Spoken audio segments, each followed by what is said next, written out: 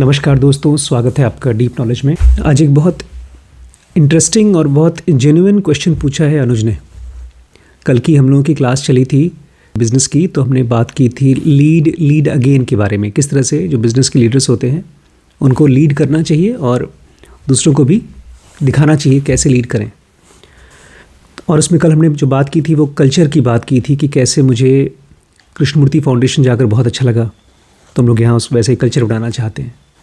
और फिर जब मैंने कल बात की थी होटल ताज के बारे में कि वहाँ की सब स्टाफ के बिहेवियर को देख करके मुझे बहुत अच्छा लगा, तो ये बहुत अच्छी चीज़ है कि अनुज के मन में एक ख्याल आया कि मैं भी वैसा ही कल्चर अपनी लाइफ में लाऊं, अपनी कंपनी में, अपने ऑर्गेनाइजेशन में लाऊं।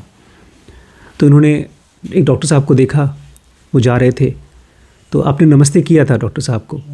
नहीं किया। तो ये सोच रहे थे कि मैं उनको भी नमस्ते करूं, जैसे एक कल्चर्ड कंपनी में अच्छे से रिस्पॉन्ड किया जाता है।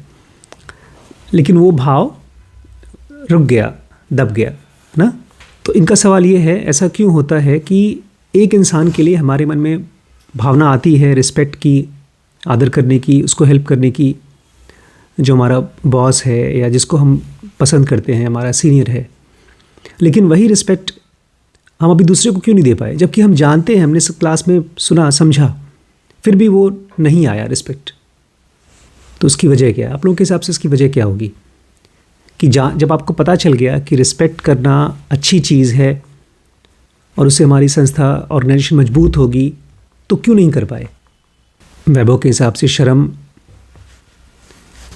हम सबके दिमाग में सबकी एक अलग अलग इमेज होती है। हम सबके दिमाग में अलग अलग सबकी इमेज होती है। तो जिसको हम रिस्पेक्ट करते हैं उसकी इमेज बहुत हाई है, जिसको हम नहीं रिस्पेक्ट दे पा रहे हैं उसकी इमेज उतनी हाई नहीं है। श्रवण, भेदभाव की वजह से नहीं कर पाते। भेदभाव है, ठीक बात है, वही जो गरिमा कह रही हैं कि हमारे अंदर में अलग अलग लोगों के लिए अलग अलग भेदभाव है। कुछ पता नहीं, हमारा अपना जो सेल्फ है, जिसको हम स्वयं बोलते हैं, वो एक बहुत हिलता ढुलता, जैसे हवा होती है, ऐसे ही हिलता ढुलता प्रोजेक्शन है। प्रोजेक्शन मतलब जैसे लाइट किसी चीज़ पर गिरती है तो वो चीज़ दिखता है। तो उसको कृष्णमूर्ति कहा करते थे, हमारा सबका अपना सेंटर होता है। उसको आम भाषा में पुकारते हैं अहंकार, और वो बहुत लिमिटेड होता है। और वो अहंकार चीज़ों को देखता है, समझने की कोशिश करता है, कभी नहीं समझ पाता, फिर भी बेचारा कुछ न कुछ मतलब निकालता है। और उसी के तहत वो डिसाइड करता है कि ये मेरे लिए अच्छे हैं या ये अच्छे इंसान हैं, इनको आदर मिलना चाहिए। और बाकियों के लिए वो लोगों से डील करते करते ही डिसाइड करता है कि इस आदमी से बचना चाहिए, ये आदमी खतरनाक है, और उसी अनुपात में लोगों को आदर देता है। ये हम सब की स्टोरी है कि हम दूसरे को उतना ही रिस्पेक्ट दे पाते हैं जितना हमारा अहंकार है, जितना उस आदमी की हमारे माइंड के अंदर में स्पेस है। जैसे कल छोटी सी चीज़ हुई जो मैंने बिल्कुल इंटेंट नहीं किया था, मैंने बिल्कुल सोचा नहीं था। मैं गया था श्रीश के सर के पास, उनको मैंने समझाने की कोशिश की कि जिस तरह से आप पढ़ाते हैं उसमें श्रीश के नंबर अच्छे नहीं आ रहे हैं। और श्रीश का ख़ास तौर से मैंने नंबर की बात बाद में की थी, उसके पहले बात की थी इंटरेस्ट की, कि श्रीश का इंटरेस्ट नहीं आ रहा है पढ़ाई में। और जैसे भी आप पढ़ेंगे हमारे साथ हिडन टैलेंट में, कि किसी भी बच्चे का या किसी भी इंसान का किसी सब्जेक्ट में इंटरेस्ट तभी आता है जब कोई आदमी कोच की तरह, बहुत समझदार इंसान की तरह उसको गाइड करे। तो हमारा अहंकार अगर समझदार है तो सबको अनुपात में रिस्पेक्ट दे देगा। लेकिन जब हम लोग ऐसी बातें करते हैं कि होटल ताज में बहुत अच्छा कल्चर है, तो सबसे पहले हिट करता है हमारे मेमोरी को। वो ठीक ऐसा ही है जैसे कि एक आपके घर में मेहमान आए हैं, लेकिन वो खाली बाहर के गेट के पास खड़े हैं, या बहुत हुआ तो अभी मेन दरवाजे पे नहीं घुसे, बाहर की बाउंड्री पे हैं। वो है बुद्धि। बुद्धि से भी ज़्यादा मजबूत, ज़्यादा गहरा ज़्यादा स्थायी है हमारे इमोशंस, हमारे भाव। अगर कोई इंसान हमको अच्छे भाव देता है तो हम उसको अच्छे भाव देंगे। उसमें बुद्धि की ज़रूरत नहीं है, उसमें किसी क्लास की, किसी लेक्चर की ज़रूरत नहीं है कि आप अच्छे से बिहेव करेंगे तो सामने वाले आपको अच्छे बिहेव करेंगे या आपकी संस्था मजबूत होगी। उसमें बुद्धि की ज़रूरत नहीं है। इसलिए कहते हैं अच्छे के साथ अच्छा करेंगे, हम बुरे के साथ बुरा करेंगे। और उससे भी गहरा, उससे भी पावरफुल होता है हमारा शरीर का हैबिट, जिसको हम ज़नुगा में एस सेंटर बोलते हैं, इंस्टिंक्ट, जानवरी सेंटर। और वो किसी चीज़ को वैसे रिस्पॉन्ड नहीं करता जैसा करना चाहिए, वो रिस्पॉन्ड करता है जैसी उसकी हालत है वैसा। मतलब अगर मेरी बॉडी इस समय कमज़ोर है तो मेरे सामने प्राइम मिनिस्टर भी आ जाएं तब भी मैं उनका रिस्पेक्ट नहीं कर पाऊंगा। अगर मैं गुस्से में हूँ और मुझे दीवार तोड़ने का मन कर रहा है तो मुझे फ़र्क नहीं पड़ेगा कि मेरे सामने कोई बहुत बड़ा संत बैठा है कि नहीं। वो हमारी इंस्टिंक्ट का, हमारी बॉडी का पार्ट होगा। तो आपका सवाल एकदम सही है कि हम क्यों रिस्पॉन्ड नहीं कर पाए रिस्पेक्ट के साथ में डॉक्टर साहब के साथ, क्योंकि अभी आप हैं 3 चीज़, बुद्धि है, भाव है और शरीर है। आपका भाव मेरे साथ अलग है।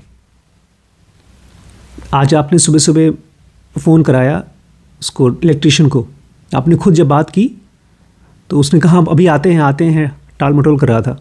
फिर आपने जब मुझसे बात कराया तो मैंने उसको बहुत प्यार से बोला आ जाओ यार, तो उसने कहा जैसे बारिश ख़त्म होती है तो आता हूँ। तो जो भाव है, जैसे हम देते हैं वैसे ही आमतौर पे भाव हमको मिलता है। यही रूल है।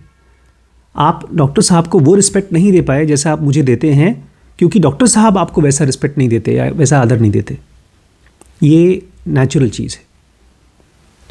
अभी जब मैं गया था तो एक ड्राइवर मिला जिसने हम लोगों को एक शहर से दूसरे शहर तक टैक्सी दी, फिर वापस वहाँ तक टैक्सी दी, और 2 दिन के लिए हमको टैक्सी दिया उसने। लेकिन लास्ट में एक जगह लेकर जा रहा था वो, वहाँ उसने कुछ 4000 का पैकेज बनाया था कि हम खाना खाएंगे और वहाँ कुछ फंक्शन होगा, तो जगह मुझे जाने का मन नहीं था, तो मैंने मना कर दिया। तो नाराज़ हो गया वो, झूठ बोलने लगा कि हमने तो उसका पैसा दे दिया है, आप अगर पैसा नहीं देंगे तो हमारी जेब से कटेगा। मैंने उसको समझाया कि यार खाना खाने के लिए कोई एडवांस पैसा नहीं देता है, होटलों में सब जगह पर ये होता है, ये तो तुम मुझे बेवकूफ़ बना रहे हो। तो उसका रवैया जो पूरे 2 दिन तक बहुत अच्छा था वो ख़राब सा हो गया, नाराज़ होने लगा। तो हम लोग जैसे बिहेव करते हैं दूसरों के साथ, वो डिपेंड करता है हमारे ब्रेन की केमिस्ट्री के ऊपर, कि हम कैसा खाना खा रहे हैं, हमारी कैसी हैबिट है, हमारी किस किस चीज़ के साथ में स्ट्रॉन्ग वासनाएं हैं। एक आदमी अगर उसको पावरफुल बनना है तो वो पावरफुल आदमी के साथ में बड़ा रिस्पेक्टफुली बात करेगा, और वही आदमी अपने से कमज़ोर लोगों के साथ रिस्पेक्ट से बात नहीं करेगा। तो ये सारा का सारा खेल रिस्पेक्ट का, आदर का, ईगो, अहंकार का खेल है, जो अपने आप को और मजबूत बनाने की कोशिश करता है। लेकिन कृष्णमूर्ति जैसे लोग अलग बात करते हैं। अभी आप देखेंगे जब हम चॉइसलेस अवेयरनेस सीरीज़ में पढ़ेंगे तो वो बहुत साफ तरीके से उनको दिखता है कि हमारा अहंकार एक छोटा सा, बहुत छोटा सा हमारे माइंड बॉडी के अंदर में कोने में एक बैठी हुई चीज़ है, और जैसे ही हमारा फोकस इस अहंकार से हटता है तो वो पहुंचता है उस असीम पर, डिवाइन पर, जिसको कृष्णमूर्ति बोलते हैं ऑर्डर, नियम, कानून, सिद्धांत, जिसको हम सब यहाँ पढ़ने की, समझने की कोशिश कर रहे हैं ध्यान के ज़रिए। और जब आप वहाँ पहुँचते हैं, जब कृष्णमूर्ति बन नहीं जाते, लेकिन उसके पहले भी जब आपके मन के अंदर में अहंकार से थोड़ी थोड़ी गांठ खुलती है, आप अपने अहंकार से फ्री होना शुरू होते हैं। अहंकार से फ्री होने का मतलब ये है कि आप सामने वाले को देखते हैं, अगर उसने आपके साथ ठीक से बिहेव नहीं किया है फिर भी आप उसके साथ वैसे ही बिहेव करते हैं, तो इसका मतलब आपका मन इमोशन और शरीर की हैबिट से धीरे धीरे फ्री हो रहा है। जब ऐसा होता है तब आप रिस्पेक्ट करते हैं, आदर करते हैं, लेकिन वो उस आदमी की वजह से नहीं करते, वो आप अपनी वजह से करते हैं। एक और मुश्किल चीज़ है, उसको समझिए। इसमें हम में से ज़्यादातर लोग जब आदर करते हैं किसी का, तो हम अपने लालच के वश करते हैं उसको। मैं कहता हूँ थॉट्स में से आदर करते हैं। कोई आदमी हमारे सामने बैठा हो, जैसे हमारे साथ डॉक्टर सिद्धांत थे, वो जैसे ही आए, हमको पता है कि वो बहुत बड़े कार्डियोथोरेसिक सर्जन हैं, तो मैंने उनको रिस्पेक्ट करना शुरू कर दिया क्योंकि वो सर्जन है। लेकिन जैसे जैसे मैंने उनको जानना शुरू किया तो आदर बढ़ते गया। तो हमें से ज़्यादातर लोगों का जो आदर होता है वो मैक्सिमम डिपेंड करता है सामने वाले के ऊपर ही। जब तक कि हमारी पूरी तरह से हैबिट ही ना बदल जाए, जैसे किसी का गुटखा खाने का हैबिट होता है, किसी का शराब का हैबिट होता है, जब तक वो पूरी तरह से बदल ना जाए तो हमारी रिस्पेक्ट देने की हैबिट सामने वाले पर ही डिपेंड करती है। अगर इसको आप बदलना चाहते हैं, आप ये चाहते हैं कि आपकी ऑर्गेनाइजेशन का कल्चर बन जाए सबको रिस्पेक्ट देना, सबको आदर देना, तो इसको टाइम चाहिए होगा। क्योंकि इस पूरी क्लास से पता है क्या हो रहा है, आपके जो अहंकार, जिसको हम ईगो बोलते हैं, हालांकि उसको लोग ख़राब तरीके से ईगो बोलते हैं, लेकिन ईगो ही है जो हमको चीज़ें सिखाता भी है। जैसे गरिमा अभी कुछ दिन पहले क्लास में गई थी और वहाँ पे टीचर ने कुछ सवाल पूछा, तो जो हमारी स्केल अप सीरीज़ के ढेर सारी चीज़ें उन्होंने वहाँ पर बताई, तो बड़ी तारीफ़ हुई उनकी, तो इनका इंटरेस्ट जग गया उस बिज़नेस की सीरीज़ में। तो ईगो की वजह से हुआ। जब हम बच्चे को तारीफ़ कर देते हैं, भाई तुमने बहुत अच्छा काम किया, तो उसका ईगो होता है और उसी से वो पढ़ाई करता है। वहीं पर उस बच्चे को अगर बुराई मिलती है किसी काम को करने के लिए, तो उसका ईगो हर्ट होता है और बेचारा वही काम दोबारा करता है क्योंकि बुराई हो रही है। हम लोगों को लगता है बुराई करने से वो काम नहीं करेगा। तो ये जो ईगो का खेल है, ये बड़ा पेचीदा खेल है, ट्रिकी है, ये बहुत आसानी से हर्ट हो जाता है। तो दो तरीके से आप किसी को रिस्पेक्ट कर सकते हैं। एक, अपने अंदर के भाव को पहचान कर, अगर वो अच्छा भाव है तो उसको यूज़ करिए, रिस्पेक्ट दीजिए। अगर गुस्से वाला भाव है तो कल जैसे हमने पढ़ा स्केल अप में कि आप अपने भाव को साइड रख करके रिस्पेक्ट दीजिए। क्योंकि मुझे बहुत से ऐसे बच्चे हैं जो ठीक से बात नहीं करते, फिर भी मैं उनको अपने भाव को हटा कर साइड रख के उनको रिस्पेक्ट देता हूँ, प्यार से बात करता हूँ। तो इसीलिए कहा जाता है कि एक स्पिरिचुअल आदमी वो होता है जो अपना दूसरों को नहीं हराता, वो अपने आप को जीतता है, अपने अंदर के भावों को, अपने अंदर के अहंकार को जीतता है। और उससे भी समझदार वो होता है, महान वो होता है जिसका अंदर की चेतना, कॉन्शियसनेस वो चीज़ होती है जिसके अंदर में विचार घूमते हैं और विचार दिखते हैं, ठीक ऐसे जैसे मछली समंदर में घूमती है। लेकिन हम में से ज़्यादातर लोगों के माइंड में विचार हावी होते हैं। तो जिस आदमी का विचारों के साथ में बहुत दूरी हो चुकी है, वो चेतना में है, कृष्णमूर्ति हैं, बुद्ध हैं, ऐसा आदमी उस सबको रिस्पेक्ट कर पाता है, सबको प्यार कर पाता है। तो जब तक आपकी हैबिट नहीं बनती, आप हैबिट बनाइए, अपने भावों को, अपने थॉट्स को देखिए।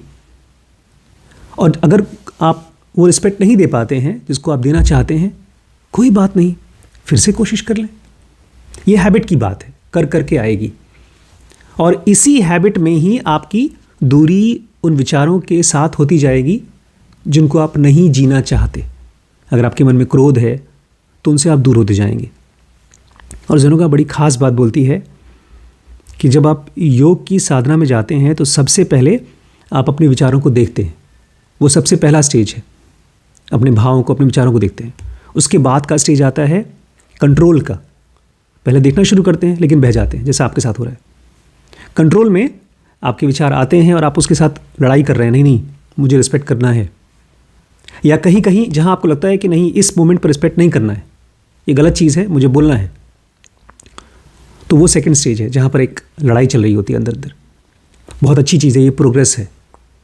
और थर्ड स्टेज है जहां पर जनोगा बोलती है जो कॉस्मिक कॉन्शियसनेस है, जो चेतना है, वही मालिक होती है। उसको पता है किसको कैसे डील करना है। ऐसा ही आदमी जब दुर्योधन उसको पकड़ने की कोशिश करता है तो क्या बोलता है, क्या इतनी बड़ी जंजीर तुम लाए हो? सुना हो? नहीं सुना तुमने? इसका मतलब ये नहीं कि अहंकार उत्पन्न हो रहा है, इसका मतलब ये है कि अहंकार तो हम सबके अंदर है, उस अहंकार को अब थोड़ी समझदारी मिल रही है। अब तक तो आप विचार भी नहीं करते थे कि किसको मैं रिस्पेक्ट दे रहा हूँ, किसको नहीं दे रहा हूँ। अब आप विचार करना शुरू कर रहे हैं कि यार मुझे इनको रिस्पेक्ट करना है, तो एक कोशिश शुरू हो रही है पहली बार। तो ये अच्छी चीज़ है आपके साथ। ये कोई आपके साथ ऐसा नहीं हुआ कि आप ये कुछ गलत किया, आप चलने की कोशिश कर रहे हैं, तो गिरेंगे तो है ही। आप अपनी हैबिट को ठीक करने की कोशिश कर रहे हैं। मुझे तो बहुत खुशी हो रही है कि मेरी क्लास की वजह से, बल्कि डॉक्टर सिद्धांत ने आपका और आपका नाम लिखा है एक आर्टिकल में, हम लोगों का नाम लिखा। बोलते हैं कि इन दोनों के साथ जब मैं बैठा, मुझे लगा कि पहली बार दुनिया की ऐसी जगह है जहाँ पर एम्प्लॉयज़ बच्चों के साथ बैठ करके सीखते हैं। तो मैं तो चाहता हूँ कि, मुझे लगता है कि आप लोग कल को और लोगों को सिखाएंगे ये चीज़। वहाँ को मैं देखा तो यहाँ का हमें ढांचा मिल गया, तो हमें लगा अपने रास्ते पर। बेटा ये गाड़ी चलाने की तरह है, जब आप पहली बार गाड़ी चलाएंगे तो नहीं चलेगी, नहीं उठेगी, ये धीमे धीमे ही आएगी। और आपको देख करके मैं आपको रिस्पेक्ट दे रहा हूँ, आप दूसरों को रिस्पेक्ट दे रहे हैं, तो बाकी लोग भी आपसे सीखेंगे कि अच्छा ये अच्छी चीज़ होगी। इसमें मैं खाली एक पार्ट बोलूँगा, ज़्यादा नहीं। दुर्योधन भगवान कृष्ण को बांधने की कोशिश करा था, बंदी बनाने की कोशिश करा था, मालूम है कब? इन लोगों ने फाइनली लड़ाई से पहले एक बार संधि के लिए गए कि भाई लड़ाई नहीं करेंगे, महाभारत नहीं करेंगे, तुम अगर हमको 5 गांव दे दो तो हम उसी में रह लेंगे आराम से। तो दुर्योधन इतना गुस्से में चला गया कि भगवान कृष्ण को बोलते हैं इनको बंदी बना के जेल में डालो, हमसे बहस करने आए हैं, हम कुछ नहीं देंगे। तो उसमें थोड़ा सा खाली मैं 2-3 स्टैंजे सुनाऊंगा। जहाँ पहली बार आएगा जंजीर बड़ी क्या लाया है, वहाँ तक। वर्षों तक वन में घूम घूम बाधा विघ्नों को चूम चूम, सह धूप घाम पानी पत्थर पांडव आए कुछ और निखर। सौभाग्य न सब दिन सोता है, देखें आगे क्या होता है। मैत्री की राह बताने को, सबको सुमार्ग पर लाने को, दुर्योधन को समझाने को, भीषण विध्वंस बचाने को, भगवान हस्तिनापुर आए, पांडव का संदेशा लाए। दो न्याय अगर तो आधा दो, पर इसमें भी यदि बाधा हो तो दे दो केवल 5 ग्राम। रखो अपनी धरती तमाम, हम वहीं खुशी से खाएंगे, परिजन पर असी न उठाएंगे, अस्त्र नहीं उठाएंगे। दुर्योधन वह भी दे न सका, आशीष समाज की ले न सका, उल्टे हरि को बांधने चला, जो था असाध्य साधने चला। जब नाश मनुज पर छाता है, पहले विवेक मर जाता है। उसके बाद तो भगवान कृष्ण जी जो नाटक किया है, हरि ने भीषण हुंकार किया, अपना स्वरूप विस्तार किया, बड़ा होते गए। जैसे हनुमान जी नहीं होते तो बड़े, डगमग डगमग दिग्गज डोले, भगवान कुपित होकर बोले। भगवान पहली बार गुस्सा हो रहे हैं महाभारत में, कुपित होकर बोले। पता क्या बोले? जंजीर बड़ी क्या लाया है, जंजीर बढ़ाकर साध मुझे, हाँ हाँ दुर्योधन बांध मुझे। तो जो हमारा अहंकार होता है वो चीज़ों को गलत समझता है, लेकिन जब आप साइलेंस के पास पहुंचते हैं, जहां पर आप अपने विचारों को और अपने भावों के मालिक हो जाते हैं, वहां फिर आपको रिस्पेक्ट के लिए स्ट्रगल नहीं करना पड़ेगा, परेशान नहीं होना पड़ेगा। जहां रिस्पेक्ट चाहिए वहां भी देंगे, जहां नहीं चाहिए वहां भी देंगे, और जहां पर किसी के साथ स्ट्रिक्ट होना पड़ेगा वहां पर आप स्ट्रिक्ट भी हो सकेंगे। तो आपके साथ जो हो रहा है वो बहुत शुभ चीज़ है। मेरा सेम होना शुरू हुआ जब मैंने किताबों को पहली बार पढ़ा, अपने लिए पढ़ा। पहले तो मैं किताबें केवल स्कूल के लिए पढ़ता था, इम्तिहान के लिए। जब मैंने अपने लिए पढ़ना शुरू किया तब मुझे किताबों का रिस्पेक्ट हो गया। और वो रिस्पेक्ट कैसे है? किताबों को मैं बहुत अच्छे से कवर करता हूँ, प्यार से रखता हूँ, उसके लिए अलग चेम्बर बनाया है। ऐसे लोगों के साथ में रिस्पेक्ट देना आप पहली बार सीख रहे हैं। बट इसको केवल इसलिए मत करिएगा कि किसी संस्था को मजबूत बनाना है, वो तो बनेगी बनेगी। आप इसलिए करिएगा क्योंकि आपको विचारों का और भावों का गुलाम नहीं, उसका मालिक बनना है। चॉइसलेस अवेयरनेस के नाम से dkbrains.com पे आप आइए तो आपको सीरीज़ मिलेगी। हमने ऑलमोस्ट सारी सीरीज़ का कॉस्ट बहुत सस्ता कर दिया आपके लिए। तो आप इस नंबर पे कांटेक्ट करके या डायरेक्टली dkbrains.com पे जा कर के अपना कोर्स चूज़ कर सकते हैं और स्टार्ट कर सकते हैं। ठीक है।